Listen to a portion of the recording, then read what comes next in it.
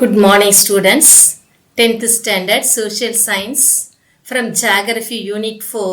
The lesson name is India Resources and Industries. அதாவது புவியியல்ல நம்ம 4th unit பார்க்க போகிறோம். இந்தியாவுடைய ரிசோர்ஸஸ்னா வளங்கள் மற்றும் இண்டஸ்ட்ரீஸ்னா தொழிற்சாலைகள். இதை பற்றி நம்ம இந்த லெசனில் பார்க்க போகிறோம். ஃபர்ஸ்ட் லேர்னிங் ஆப்ஜெக்டிவ்ஸில் என்னெல்லாம் இருக்குது அப்படின்னு பார்த்தீங்கன்னா, to learn about the resource and it's types, அதாவது வளங்கள் அதனுடைய வகைகளை பற்றி நம்ம இப்போ படிக்க போகிறோம். நெக்ஸ்ட் பார்த்தீங்கன்னா, to understand the concept of renewable and non renewable resources, அதாவது ரினியூவபிள் ரிசோர்ஸஸ்னால் என்ன, நான் ரினியூவபிள் ரிசோர்ஸஸ்னால் என்னன்றதை பற்றி நம்ம இப்போ தெரிஞ்சுக்க போகிறோம். அதாவது புதுப்பிக்கத்தக்க வளங்கள், புதுப்பிக்க முடியாத வளங்கள் என்னென்ன அப்படின்றத நம்ம இந்த லெசன்ல பார்க்க போறோம். நெக்ஸ்ட் பார்த்தீங்கன்னா, to identify the different types and distribution of industries in India, அதாவது தொழிற்சாலைகளினுடைய வகைகளை பற்றியும் அந்த தொழிற்சாலைகள் இந்தியாவில் எங்கெல்லாம் பரவி இருக்கு அப்படின்றத பற்றியும் நம்ம தெரிஞ்சுக்க போகிறோம். Next, to analyse the problems of Indian industries, அதாவது இந்திய தொழிற்சாலைகளின் ப்ராப்ளம்ஸ்னா சவால்கள், பிரச்சனைகளை பற்றி நம்ம இந்த லெசனில் அனலைஸ் பண்ண போகிறோம். நெக்ஸ்ட் பார்த்தீங்கன்னா, ஃபர்ஸ்ட் நேச்சுரல் ரிசோர்ஸஸ். நேச்சுரல் ரிசோர்ஸஸ்னால் என்ன அப்படின்னு பார்த்தீங்கன்னா, any matter or energy derived from the environment that is used by living things including humans is called natural resource. அதாவது இயற்கை வளங்கள் என்பது நம்மளை சுற்றி இருக்கின்ற சுற்றுச்சூழலில் இருக்கக்கூடிய இயற்கை வளங்கள். அந்த வளங்கள் உயிரினங்களால் பயன்படுத்தப்பட்டாலோ அல்லது ஏன் மனிதனால் பயன்படுத்தப்பட்டாலோ இதுக்கு பேரு இயற்கை வளங்கள், நேச்சுரல் ரிசோர்சஸ். நேச்சுரல் ரிசோர்சஸ்னா இயற்கை வளங்கள் நம்மளை சுற்றுப்புறத்தில் இருக்கு, சுற்றுச்சூழலில் இருக்கு. அவை லிவிங் திங்ஸால் பயன்படுத்தப்பட்டால் அல்லது மனிதனால் பயன்படுத்தப்பட்டால் இதற்கு பேரு natural resource. Next, natural resources include எதெல்லாம் நேச்சுரல் ரிசோர்ஸ் பார்த்தீங்கன்னா, air, water, soil, minerals, fossil fuels, plants, wildlife, etc. இதெல்லாம் நேச்சுரல் ரிசோர்ஸஸ். அதாவது இங்கே பாருங்க, இதெல்லாம் காடு forest also one of the natural resources. Air, ஓகேவா, ஏரேஷன், இங்கே பாரு ரெயின், இந்த இடத்துல இருக்கு ஃபிஷ், ரெயின், இது எல்லாமே one of the natural resources. இங்கே பார்த்தீங்கன்னா கீழே பார்த்தீங்கன்னா சாயில் எடுக்கிறாங்களா, that also one of the natural resources. இங்கே மேலே டாப்பில் பாருங்க water also one of the natural resources. கீழே பார்த்தீங்கன்னா மினரல்ஸ், ஓகேவா, ரைட் சைடில் இருக்கு பாருங்க minerals. This also such one of the natural resources. Natural resources surrounding us, நம்மளை சுற்றி இருக்கு. அது மனிதனாலோ அல்லது உயிருள்ள பொருட்களாலோ பயன்படுத்தினால் அதுக்கு பேர் என்னன்னு சொல்றாங்க, natural resources. Next, natural resources R classified based on continued availability. The resources are categorized into two types. One is renewable resources, another one is non-renewable resources. இப்போ renewable resources பார்க்கலாம். Renewable resources are those which have met a natural regeneration after their utilization. அதாவது renewable ரிசோர்ஸஸ்னால் என்ன பார்த்தீங்கன்னா, நம்ம பயன்படுத்தின பிறகு உடனே நேச்சுரலாக ரீஜெனரேட் ஆகினா, திரும்பவும் உருவாயிடுச்சுன்னா அதுக்கு பேர் என்ன சொல்கிறாங்க, ரினியூவபிள் ரிசோர்ஸஸ். அதாவது சோலார் எனர்ஜி, இங்கே இருக்குது பாருங்களேன், இந்த பிக்சரில் பாருங்கள், லெஃப்ட் சைடு டாப்பில் சோலார் எனர்ஜி இருக்குங்க. இந்த சோலார் எனர்ஜிலேருந்து என்ன ப்ரொடியூஸ் பண்ணுறாங்கன்னா, கரண்ட் ப்ரொடியூஸ் பண்ணுறாங்க இல்லையா, ஓகே. அது திரும்பி டெய்லி நமக்கு அந்த சோலார் எனர்ஜி கிடைச்சிக்கிட்டே இருக்குது. ஸோ இமீடியட்டாக ரீஜெனரேட் ஆகுது. So this also such one of the renewable resources. Next பார்த்தீங்கன்னா, கீழே இருக்க பிக்சரை பாருங்க, அந்த பிக்சர் டைடல் எனர்ஜி. இதுலேயும் வேவ் எனர்ஜி, டைடல் எனர்ஜி சொல்லலாம். கடல்ல இருந்து, அந்த கடல் அலைகள்ல இருந்து என்ன ப்ரொடியூஸ் பண்ணுறாங்கன்னா, கரண்ட் ப்ரொடியூஸ் பண்ணுறாங்க அந்த வேவ்ஸில் இருந்து, ஓகேவா. இது டெய்லி அந்த வேவ்ஸ் வந்துக்கிட்டே இருக்கும், கண்டினியூஸ் ப்ராசஸ். இது கண்டினியூடு அவைலபிலிட்டின்னு சொல்லலாம். So this also such one of the renewable resources. Next, டாப்பில் ரைட் சைடில் இருக்குது பாருங்கள், இது பார்த்தீங்கன்னா விண்ட் எனர்ஜி. விண்ட் எனர்ஜினா விண்டு நமக்கு கிடைச்சிக்கிட்டே இருக்கிறதால தான் நம்ம சுவாசிக்கிறோம். உயிரோட இருக்கிறோம். ரீஜெனரேட் ஆகிட்டே இருக்கு, நேச்சுரலாக இமீடியட்டாக ரீஜெனரேட் ஆகிட்டே இருக்கு. So that also such one of the renewable resources. இங்கே பாருங்க, இந்த விண்டு மில்லேருந்து வி கேன் ப்ரொடியூஸ் த கரண்ட்டை நம்ம ப்ரொடியூஸ் பண்ணிக்கலாம். கீழே இருக்கிறது பார்த்தீங்கன்னா பயோமாஸில் இருந்தும் நம்ம என்ன பண்ணலாம், கரண்ட்டை வந்து நம்ம ப்ரொடியூஸ் பண்ணிக்கலாம். ஓகேவா? ஸோ இதெல்லாமே renewable resources. Next non renewable ரிசோர்சஸ்னால் என்னன்னு பார்த்தீங்கன்னா, non renewable resources are the resource that means sources that cannot be replaced again after utilization. நம்ம பயன்படுத்தினதுக்கு அப்புறம் உடனடியாக நமக்கு வந்து அது என்னது ரீஜெனரேட் ஆகாது. we have to wait for long million years, நிறைய மில்லியன் இயர்ஸ் நம்ம வெயிட் பண்ணணும். ஸோ அப்போ இதெல்லாம் எதில் வருதுன்னா நான் ரினியூவபிள் ரிசோர்சஸ். என்னென்ன எக்ஸாம்பிள் அப்படின்னு பார்த்தீங்கன்னா, கோல், பெட்ரோலியம், நேச்சுரல் கேஸ், இதெல்லாம் நான் ரினியூவபிள் ரிசோர்சஸ். இங்கே இருக்குது பாருங்கள், லெஃப்ட் சைட் டாப்பில் இருக்கு இல்லையா, இந்த பிக்சர் தான் கோல். ஓகேவா? பூமிக்கு அடியில் இது இருக்குது, இது தோண்டி நம்ம எடுக்கிறோம். அதுக்கப்புறம் இந்த சைடில் இருக்குது பாருங்கள், இது வந்து என்னது நேச்சுரல் கேஸ். ஓகேவா? இதெல்லாம் நேச்சுரல் பெட்ரோலு, இது வந்து நேச்சுரல் கேஸு. ஸோ இந்த பிக்சர்லாம் இருக்கிறதெல்லாம் என்னன்னு பார்த்தீங்கன்னா non renewable resources. Next mineral is a natural substance.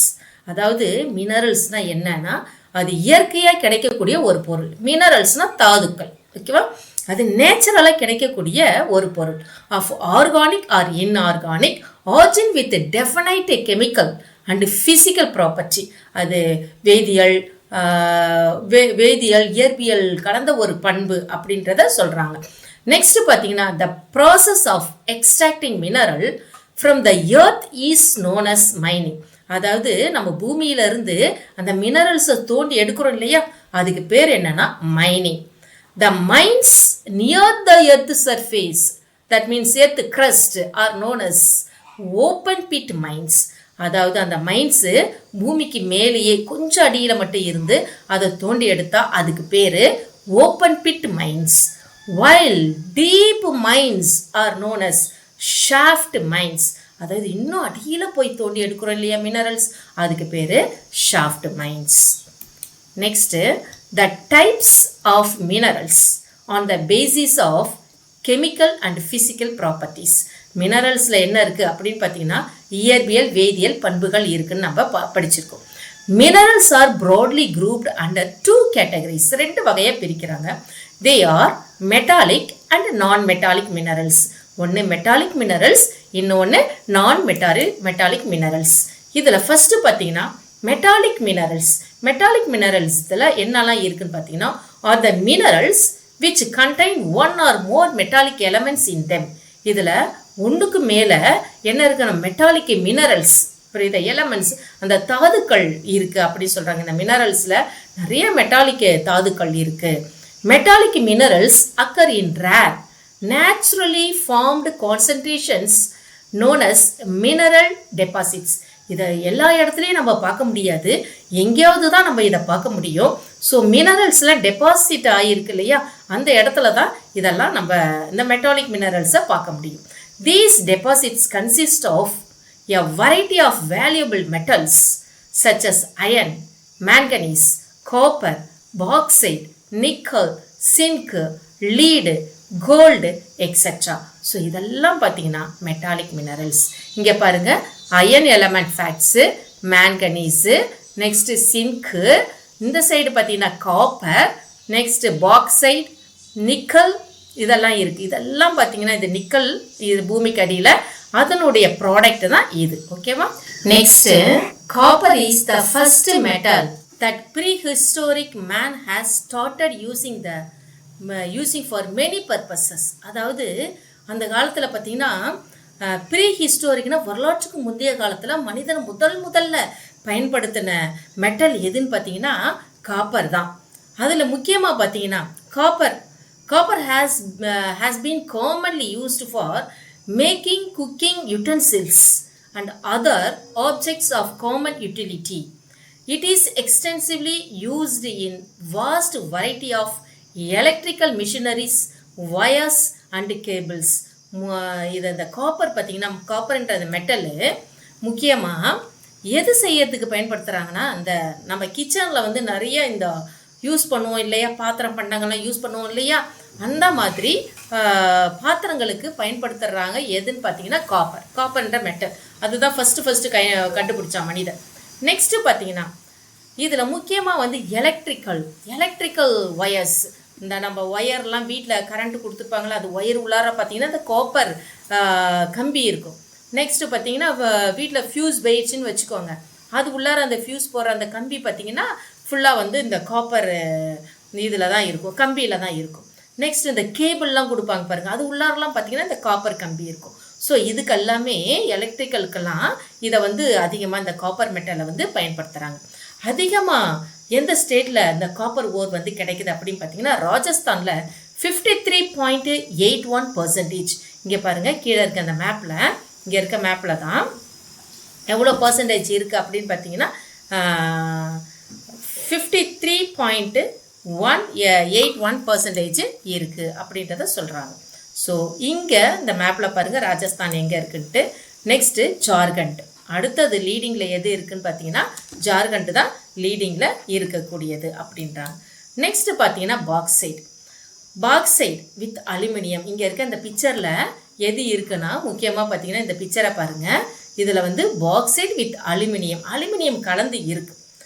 Bauxite is an important ஓர், முக்கியமான அதுவும் ஒரு தாது, from which aluminum is extracted. It is found in the rock consisting mainly of hydrated aluminum oxide. இந்த bauxite வந்து எதோட mix ஆகி இருக்குன்னா aluminium கலந்து, அலுமினியம் இருக்கிற அந்த ராக்ல தான் இந்த பாக்சைட்டும் இருக்கும் அப்படின்றாங்க. Being light weight and tough, இது பார்த்தீங்கன்னா எப்படி இருக்குன்றாங்க, ரொம்ப லைட் வெயிட்னா ரொம்ப வெயிட்டே இல்லாமல் இருக்கும். நம்ம வீட்லேயே வந்து நிறைய பாத்திரங்கள் வந்து அலுமினியத்தில் இருக்கும், வெயிட் இல்லாமல் இருக்கும், ரொம்ப தூக்கத்துக்கு ஈஸியாக இருக்கும், ஆனால் கொஞ்சம் அழுத்தமாக இருக்கும். டஃப்னா என்னது, அழுத்தமாக இருக்கும். Aluminium is used in the manufacture of aircrafts and automobile engines. Aircraft எதில் செய்கிறாங்க அப்படின்னு பார்த்தீங்கன்னா எந்த மெட்டல் பயன்படுத்துகிறாங்கன்னா அலுமினியம் தான். ஏன்னா அது லைட் வெயிட்டாக இருக்கும். ஃப்ளைட் வந்து நல்லா ஃப்ளை ஆகிறதுக்கு லைட்டு, அதாவது அதோடைய வெயிட்டு லைட்டாக இருக்கணும், புரியுதா, வெயிட் கம்மியாக இருக்கணும் அப்படின்றாங்க. அதனால தான் இந்த அலுமினியம்ன்ற மெட்டலை ஏர்கிராஃப்ட்டுக்கு பயன்படுத்துகிறாங்க. நெக்ஸ்ட் பார்த்தீங்கன்னா ஆட்டோமொபைல் என்ஜினுக்கு பயன்படுத்துகிறாங்க. Bauxite is also used in the manufacture of cement and chemicals. அது மட்டும் இல்லாமல் எதுக்கெல்லாம் பயன்படுத்துகிறாங்க, சிமெண்ட் மேனுஃபேக்சர் பண்ணுறதுக்கு, கெமிக்கல் மேனுஃபேக்சர் பண்ணுறதுக்கு. The main bauxite deposits occur in Odisha, Gujarat, Jharkhand. இது அதிகமாக எங்கே டெபாசிட் ஆகிருக்குன்னா ஒடிஷா, குஜராத், ஜார்க்கண்டில் டெபாசிட் ஆகிருக்கு. இந்த பிக்சரை பாருங்கள், இங்கே பார்த்தீங்கன்னா அலுமினியம், இங்கே இருக்க பிக்சர் என்னது, அலுமினிய பிக்சரு. அதுக்கப்புறம் இந்த சைடு இருக்குது பாருங்கள் ஓர், அதாவது பூமிக்கு அடியில் எப்படி இருக்குன்றத இந்த ரைட் சைடில் இங்கே இருக்க பிக்சரில் இதை பாருங்கள். இங்கே இருக்க இந்த அலுமினியம் வந்து இந்த ஓர்லேருந்து அந்த அலுமினியம் ப்ராடக்ட் வந்து நம்ம செய்து வச்சுருக்கோம். அலுமினியம் பைப்பு மாதிரி இருக்குது பாருங்கள், கம்பியாக. நெக்ஸ்ட் பார்த்தீங்கன்னா நான் metallic minerals. These minerals to not contain metal in them. அதாவது நான் மெட்டாலிக் மினரல்ஸில் என்ன இருக்குது அப்படின்னு பார்த்தீங்கன்னா, நான் மெட்டாலிக் மினரல்ஸ்னால் வெறும் மெட்டாலிக் இல்லாமல் இருக்கும் அப்படின்றாங்க. என்னென்ன அப்படின்னு பார்த்தீங்கன்னா மைக்கா, லைம்ஸ்டோன், இங்கே இருக்குது பாருங்கள் மைக்கா, ஓகேவா. இது வந்து பூமிக்கு அடியில் இந்த மாதிரி ஒரு ப்ராடக்டாக இருக்கும். இந்த மைக்காலேருந்து கீழே ஒரு ப்ராடக்ட்டுக்கு தயாரிச்சிருக்காங்க பாருங்கள், வட்டமாக அது ஒரு பொருள், ஓகேவா. நெக்ஸ்ட் இந்த சைடு பார்த்தீங்கன்னா லைம்ஸ்டோன் என்னது, சுண்ணாம்பு, அதுவும் வந்து நான் மெட்டாலிக் மினரல்ஸு சொல்கிறாங்க. ஜிப்சம், நைட்ரேட்டு, பொட்டாஷு, டோலமைட், கோல்லாம் உங்களுக்கு தெரியும், நிலக்கரி, பெட்ரோலியம், எக்ஸெட்ரா. ஸோ இதெல்லாம் பார்த்தீங்கன்னா நான் மெட்டாலிக் மினரல்ஸ். நெக்ஸ்ட்டு பார்த்தீங்கன்னா நான் மெட்டாலிக் மினரல்ஸ் என்னெல்லாம் பார்த்தீங்கன்னா மைக்கா. இன் ஏன்ஷியன்ட் டைம், மைக்கா பார்த்தீங்கன்னா ஏன்ஷியன்ட் டைம்லேருந்து வந்திருக்கு. Mica was used in Ayurvedic medicine. இந்த மைக்கா வந்து இங்கே இருக்குது பாருங்கள் இந்த ப்ராடக்ட்டு, இதை வந்து எதில் பயன்படுத்துகிறாங்கன்னா ஆயுர்வேதிக் மெடிசினில் மருந்து பொருளாக பயன்படுத்துகிறாங்க.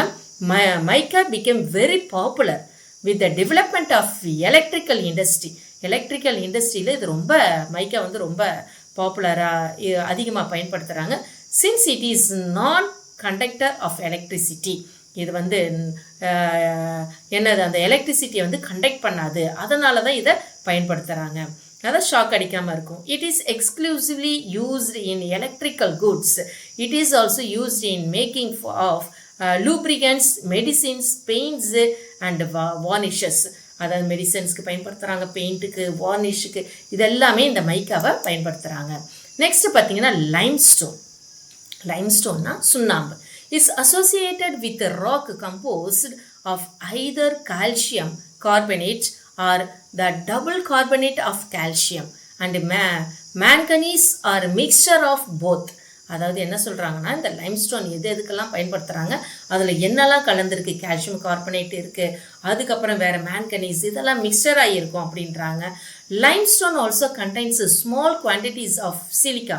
லைம்ஸ்டோனில் கொஞ்சமாக என்னெல்லாம் கலந்துருக்கும் பார்த்தீங்கன்னா, சிலிக்கா இருக்கும், அலுமினா இருக்கும், iron oxides, phosphorus and sulphur. So இந்த ஓர்லாம் அந்த லைம்ஸ்டோனில் கலந்துருக்கும் அப்படின்றாங்க.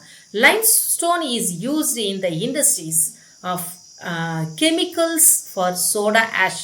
இங்கே பார்த்தீங்கன்னா சோடா ஆஷ் இருக்குது பாருங்கள், இந்த பிக்சர் லெஃப்ட் சைட் டாப்பில். இதுக்கெல்லாம் பயன்படுத்துகிறாங்க. லைம்ஸ்டோன் வந்து எதுக்கெல்லாம் பயன்படுத்துகிறாங்கன்னா, சோடா ஆஷ் அதுக்கு பயன்படுத்துகிறாங்க. காஸ்டிக் சோடா, புரியுதா, இங்கே இருக்கிறது காஸ்டிக் சோடாவுக்கு பயன்படுத்துகிறாங்க. ப்ளீச்சிங் பவுடர், இங்கே இருக்க பிக்சரை பாருங்கள், ப்ளீச்சிங் பவுடருக்கு பயன்படுத்துகிறாங்க. நெக்ஸ்ட்டு பார்த்தீங்கன்னா பேப்பரை இங்கே ரைட் சைடில் டாப்பில் இருக்குது பாருங்கள், பேப்பர் இண்டஸ்ட்ரிக்கு பயன்படுத்துகிறாங்க. நெக்ஸ்ட்டு சிமெண்ட் இண்டஸ்ட்ரி, அதுக்கு கீழே இருக்க பிக்சரை பாருங்கள், சிமெண்ட் இண்டஸ்ட்ரிக்கு பயன்படுத்துகிறாங்க. அயன் அண்ட் ஸ்டீல், அது உங்களுக்கு தெரியும், இரும்பு கம்பிகள்லாம் செய்யறதுக்கு பயன்படுத்துகிறாங்க. கிளாஸு கீழே லெஃப்ட் சைடில் இங்கே இருக்குது பாருங்கள், கிளாஸு. இந்த கிளாஸ்லாம் மேனுஃபேக்சர்ஸ்க்கு கிளாஸ் பாட்டில்ஸு இதெல்லாம் செய்யறதுக்கு பயன்படுத்துகிறாங்க. அண்ட் ஃபெர்டிலைசர்ஸ்னால் லாஸ்ட் பிக்சரில் ரைட் சைடில் கீழே இருக்குது பாருங்கள், உரம் செய்யறதுக்கு, பிளான்ட்ஸுக்கெலாம் உரம் போடுறாங்க இல்லையா, அதுக்கு அந்த ஃபெர்டிலைசர்ஸ்க்கு இந்த லைம்ஸ்டோன் வந்து பயன்படுத்துகிறாங்க. அப்போ லைம்ஸ்டோன் எந்தெந்த பொருள்களுக்கெல்லாம் பயன்படுத்துகிறாங்கன்றதை பார்த்துங்க. எங்கெங்கே என்னென்னலாம் மேனுஃபேக்சர் பண்ணுறாங்களோ அதுக்கெல்லாம் இதை பயன்படுத்துகிறாங்க. Next thank you students. Next part next வீடியோவில் பார்க்கலாம். தேங்க்யூ.